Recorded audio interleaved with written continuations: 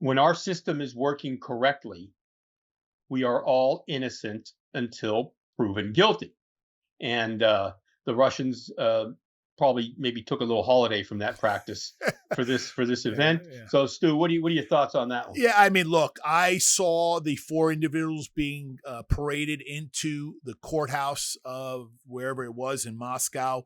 And quite frankly, it looked like they literally should have been obviously in ICU. I mean, they were beaten and battered and tortured. I mean, they looked like they were tuned up. And you know, Chris, the FBI has exclusive jurisdiction within the United States for our national security as well as our counterterrorism mission. In fact, you know, a lot of people don't understand. A lot of people think that the Central Intelligence Agency or the CIA operates here domestically. Right. That is not true. The Central Intelligence Agency actually is not authorized to operate here domestically. They operate overseas, internationally. And so the Correct. FBI has exclusive jurisdiction. Yeah. And I will tell you, and I have done many, many apprehensions in the national security arena, and I have done many, many apprehensions of high risk individuals.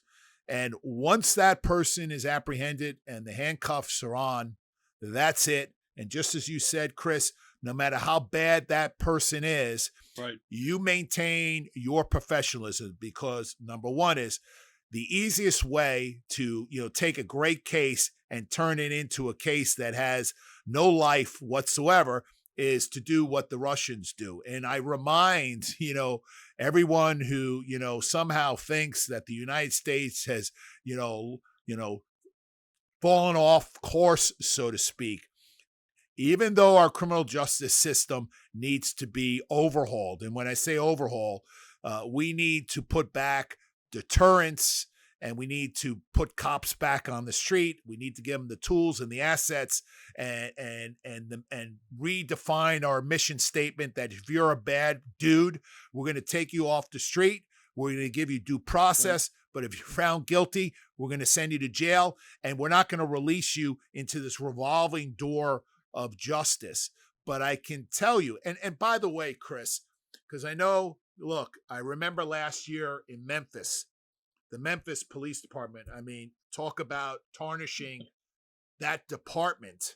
There was an individual who had an encounter with multiple police officers and they ended up beating him up to the point where they killed him.